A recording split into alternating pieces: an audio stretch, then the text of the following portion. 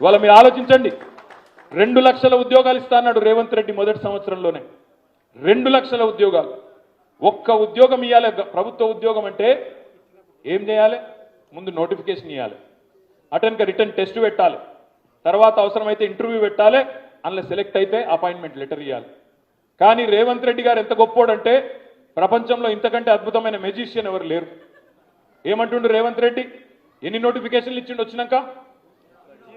ఎన్ని ఇచ్చిండు నోటిఫికేషన్లు? ప్రభుత్వ నోటిఫికేషన్లు గాడిద గుడ్డు ఇచ్చిండు, ఇప్పటికి ఒకటి కూడా ఇవ్వలే. మొన్నటిదాకా నెత్తి మీద పట్టుకొని తిరిగిండు కదా, గాడిది గుడ్డు అని ఒక గదే ఇచ్చిండు. ఒక్క నోటిఫికేషన్ ఇయ్యలే. కానీ రేవంత్ రెడ్డి గారు ఎంత గొప్ప ఇంద్రజాలికుడు, ఎంత గొప్ప మెజిషియన్ అంటే 30,000 ఉద్యోగాలు నేను ఇచ్చినా అని చెప్తున్నాడు. నాకు అర్థమే కాలేదు. నాకు తెలిసిన కాడికి సామాన్య శాస్త్రం, నాకు తెలిసిన విషయ పరిజ్ఞానం, నాకున్న పరిమిత అవగాహనతో పిల్లలు పుట్టాలంటే ముందు పెళ్లి కావాలి, సంసారం చేయాలి, తర్వాతనే పిల్లలు పుడతారు. మరిగా నోటిఫికేషన్ రాకపోయే, ఇంటర్వ్యూ కాకపోయే, రాత పరీక్ష కాకపోయే, ఉద్యోగాలు ఎడికెళ్ళి ఇచ్చినావు? 30,000 ఉద్యోగాలట. అది కూడా ఇంత సిగ్గుమాలిన నీతిమాలిన ముఖ్యమంత్రి బహుశా భారతదేశంలో ఇంకొకటి లేడు. కేసీఆర్ ఇచ్చిన ఉద్యోగాలకు నువ్వు కాగితాలు ఇచ్చి నేనిచ్చిన ఉద్యోగాలని చెప్పి ఆ 2 లక్షల్లో 30,000 కట్టింగ్ పెట్టే కట్టింగ్ స్టార్ రేవంత్ రెడ్డి. అందుకే ఆయనకు బుద్ధి చెప్పాలంటే, రేపు గల్లాబట్టి అడగాలంటే ఏమైనా ఈ 2 లక్షల ఉద్యోగాలు, ఏమైనా నువ్వు చెప్పిన నోటిఫికేషన్లు అని శాసన మండలిలో నిలదీయాలంటే అక్కడికి పోవాలి ఏనుగుల రాకేష్ రెడ్డి. అక్కడ గల్లాబట్టి అడిగే సత్తా ఉన్న నాయకుడు ఉండాలి. అదేవిధంగా మీకే కదా చెప్పింది, నేను ఎంట్రన్స్ ఫీజు పెట్టా, ఎగ్జామ్ పెడితే ఫీజు పెట్టా అన్నాడు. కేసీఆర్ ఉన్నప్పుడు టెట్ అయింది. టెట్ రాసిన వాళ్ళు ఉన్నారు ఎవరన్నా? అప్పుడు ఎంత ఉండే ఫీజు? ఇప్పుడు ఎంత అయింది? 2,000 అయింది. తమ్మి నీకు ఏమైనా డిస్కౌంట్ ఇచ్చిండేమో. 2,000 అయింది. అప్పుడేమో 400 ఉంటేనేమో లొల్లి పెట్టిండు ఈ 400 ఫీజు గాడు.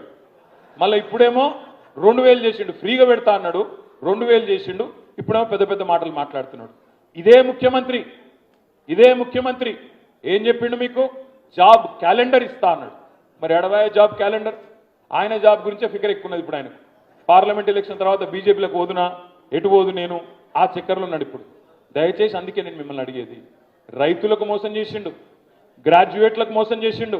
మా ఆడబిడ్డలు ఇక్కడ ఉన్నారు, బస్సు ఫ్రీ అన్నాడు. ఇక బస్సు ఎంత అందంగా ఉందో మీకు తెలుసు. అక్కడనేమో ఆడపిల్లలు కొట్లాడుకుంటున్నారు సీట్ల కోసం, ఇటు పోతే మొగోళ్ళు తిట్టుకుంటున్నారు. నేను టికెట్ కొని నాకు సీట్లు లేకపోయి నిలబడాలని మొగోళ్ళు తిట్టుకుంటున్నారు. ఆడపిల్లలేమో ఎందుకు ఎక్కుతీవరా నాయన, ఇది ఇలా మాకు సీటు దొరుకుతలేదని వాళ్ళు. అదొక్కటి తప్ప 6 గ్యారంటీల్లో ఇంకొకటని అమలైందా? కానీ ముఖ్యమంత్రి తెంపరితనం చూడండి, ఆయన ధైర్యం చూడండి. ఆయన చెప్తున్నాడు ఎక్కడ పడితే అక్కడ 6 గ్యారంటీల్లో 5 అమలైపోయినాయి పో అంటుండు. ఇది ఎక్కడ విచిత్రం? మా ఆడబిడ్డలకు చెప్పిండు నెలకు 2,500 పడ్డాయి కదా వరంగల్ అందరికీ. మీ పచ్చి అవదని చెప్తున్నారు మీరు. అరే ఆడ ప్రియాంక గాంధీ చెప్తుంది ఉత్తరప్రదేశ్లో 2,500 వేస్తూనే ఉన్నాం తెలంగాణలో. రాహుల్ గాంధీ ఆదిలాబాద్లో చెప్తున్నాడు 2,500 పథకం చాలు అయిపోయింది, మహాలక్ష్మి ఆడపిల్లలందరూ కోటీశ్వరులు అయిపోయింది తెలంగాణలో అని చెప్తున్నాడు. మరి మీరే నాకు అబద్ధం చెప్తుండాలి. అంటే ఇంత పచ్చి అబద్ధాలంటే రేవంత్ రెడ్డి గారిది, కాంగ్రెస్ పార్టీది. మరి వీళ్ళని అడిగేటోడు ఉండాలనా వద్దా? అడగాలి కదా మనం, అడగాలనా లేదా? మరి అడగాలంటే తీన్మార్ మల్లన్నతో అవుతుందా?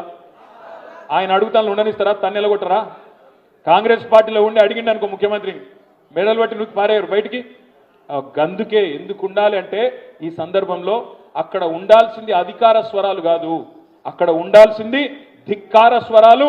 మీ ఓరుగల్లు అవతల గుండె జల్లు అనిపించేటట్టు మాట్లాడే రాకేష్ రెడ్డి రేపు శాసన మండలిలో ఉండాలి. ఇంకొక మాట కూడా నేను కోరుతా ఉన్నా, వినయ్ భాస్కర్ గారికి, హన్మకొండ బీఆర్ఎస్ నాయకులందరినీ కూడా నేను కోరుతా ఉన్నా. మరి నేను కోరుతా ఉన్నా, ఇవాళ వినయ్ అన్న ఇక్కడ ఎమ్మెల్యేగా లేడు, ఒక కాంగ్రెస్ ఆయన ఎమ్మెల్యేగా ఉన్నాడు. రేపు మీరు రాకేష్ని గెలిపిస్తే కనీసం మీకు కొంత ఆసరా ఉంటుంది. రేపు మీకు ఇక్కడ పోయినాక ఒక అధికారిని కలవాలన్నా ఇంకోటైనా దేనికైనా కూడా ఒక అండ ఉంటుంది. ఒక తమ్ముడు వినయ్ అన్నకు చిన్న తమ్ముడు లాగా తమ్ముడు కూడా మీతో పాటు బ్రహ్మాండంగా పనిచేస్తాడు.